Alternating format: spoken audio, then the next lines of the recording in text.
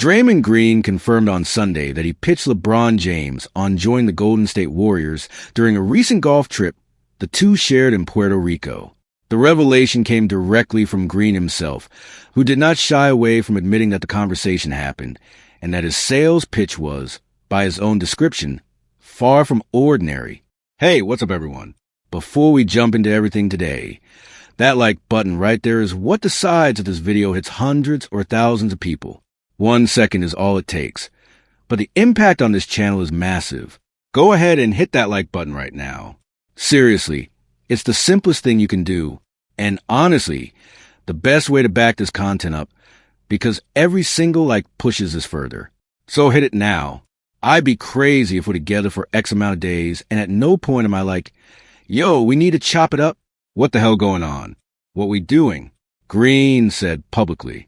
He then added that the pitch was crazy and that what he shared during it would definitely make the brain work a little bit. Green did not go into specifics about what he told James, but the language he chose was deliberate. He wanted it to be known that this was not a casual conversation and that the Warriors had something real to offer. As of this writing, both Green and James remain unsigned free agents. Green had held a player option worth approximately $27.7 million and chose to decline it, opening the door wide to speculation that something significant was in motion. The fact that Green admitted to actively recruiting James is a telling sign. It suggests that Green himself is still working through where he will play next season and has not yet reached a final agreement with Golden State or anyone else. James, for his part, has given very little away. He has kept every team pursuing him completely in the dark about his intentions, which has only intensified the drama surrounding one of the most closely watched free agency situations in recent memory.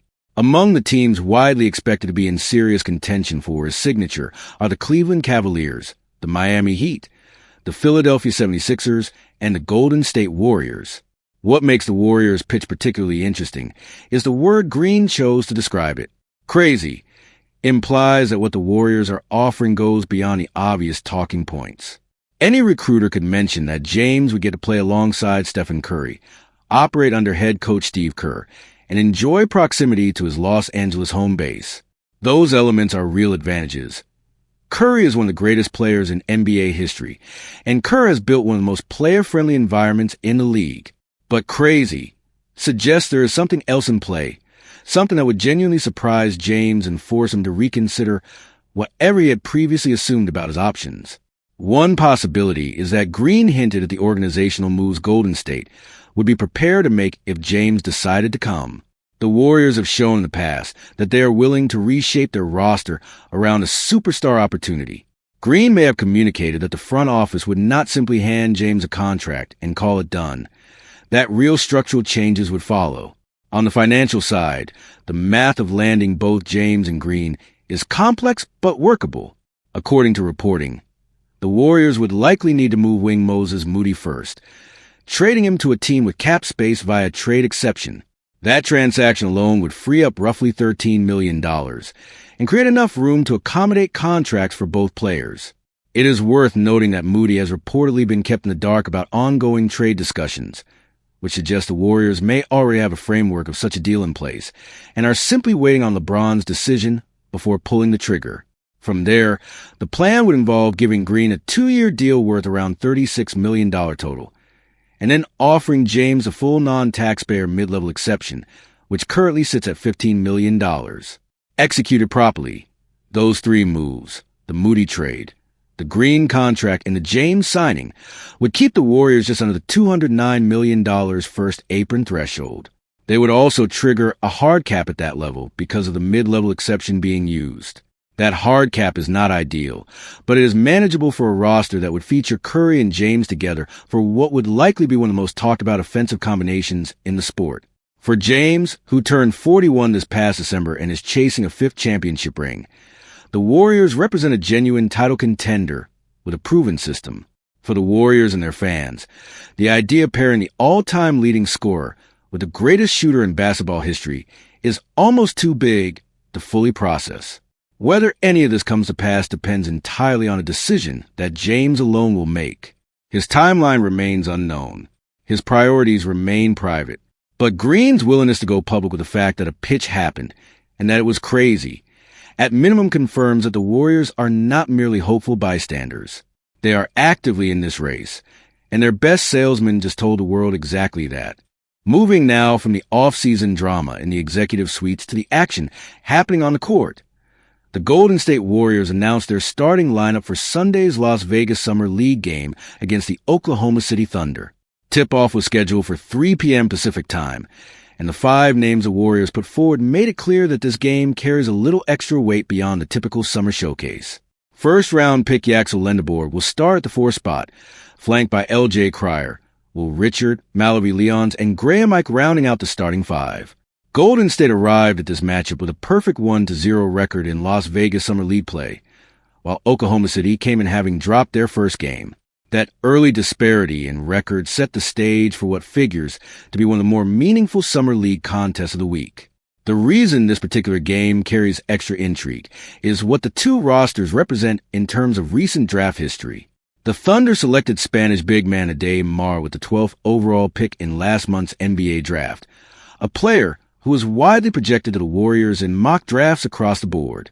Golden State instead used the 11th pick on Lendeborg, opting for the versatile forward over the 7'3" center.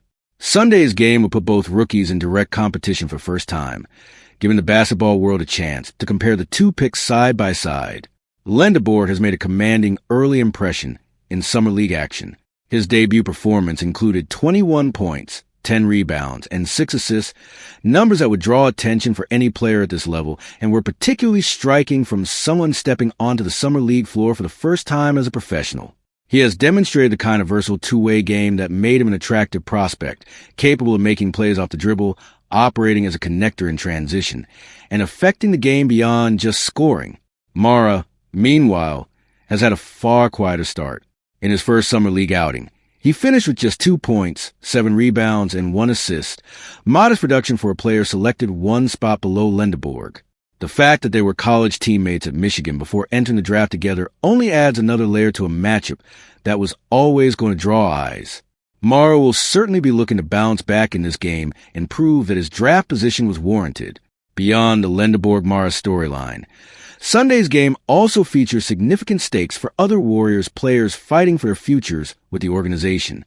Graham Ike, the big man starting at center, is considered one of the top candidates to earn a two-way contract with Golden State.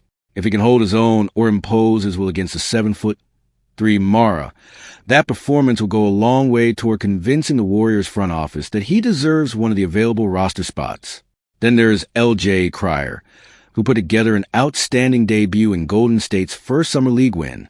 He finished that game with 25 points, converting 5 of 8 attempts from three-point range, and also added 6 rebounds and 4 assists, a genuinely complete performance from a player who is already signed to a two-way contract. The question now is whether Cryer's play forces the Warriors to upgrade that deal to a standard roster contract.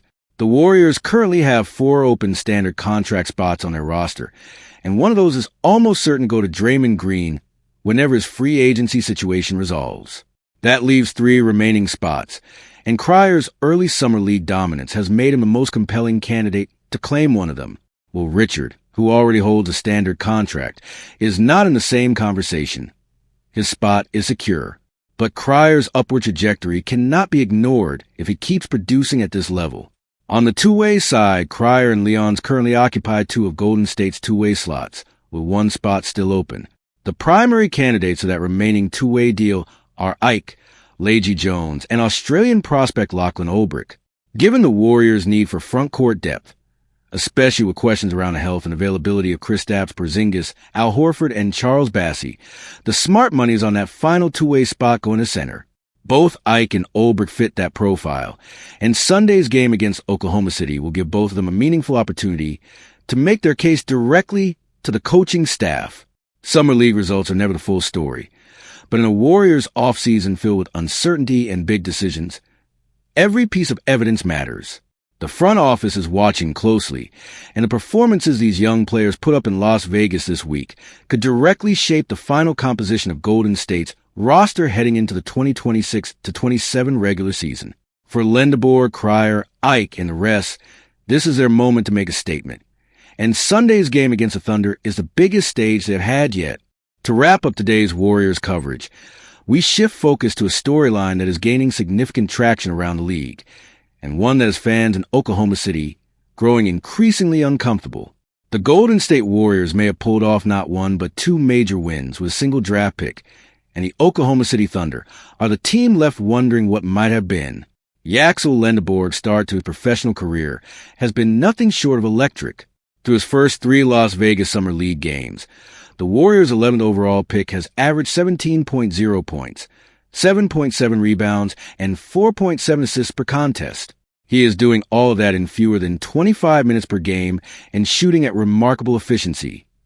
60% from the field overall, and an extraordinary 69.2% from beyond the three-point arc numbers like those would be eye-popping from a veteran player in a regular season setting, let alone from a rookie on the Summer League stage.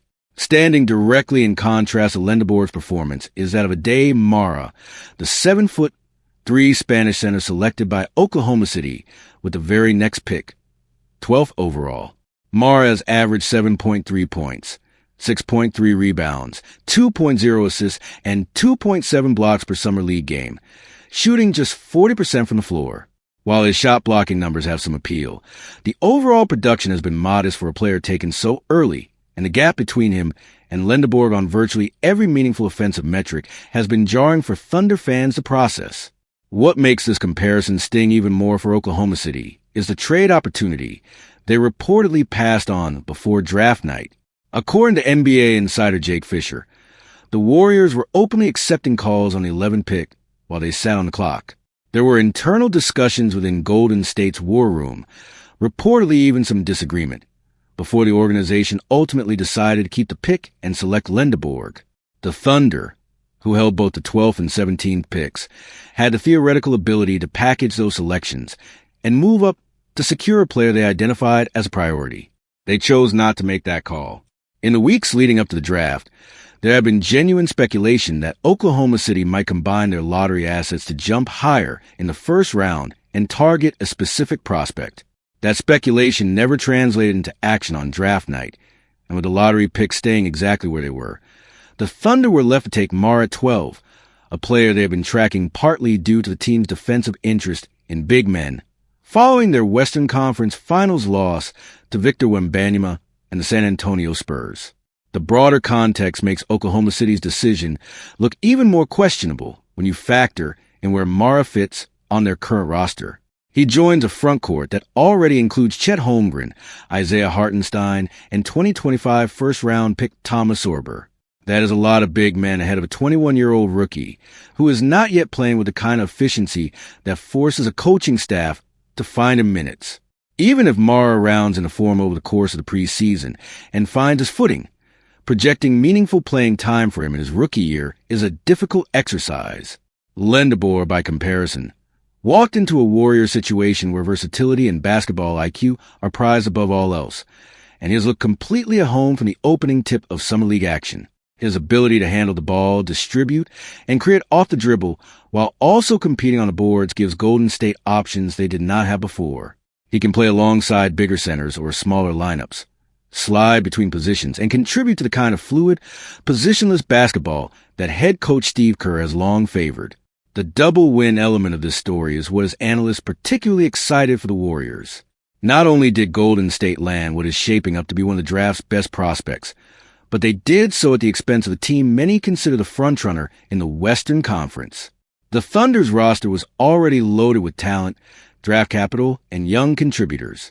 Adding a player who could have complemented Shai Gilgeous-Alexander at a high level and who slots naturally into a role vacated by injury or fatigue would have made them even more formidable. Instead, that player is wearing a Warriors uniform and making the rest of the league take notice. It is still only Summer League, and both Lendeborg and Mara have a long road ahead before anyone can draw final conclusions. But first impressions matter enormously in professional basketball, where front offices are constantly reevaluating their roster decisions, and the rest of the league is always watching for signs of who got the better of a given draft class. Right now, the Warriors look like they got the better end of a decision that Oklahoma City never even agreed to make, and that gap may only grow wider as the season approaches.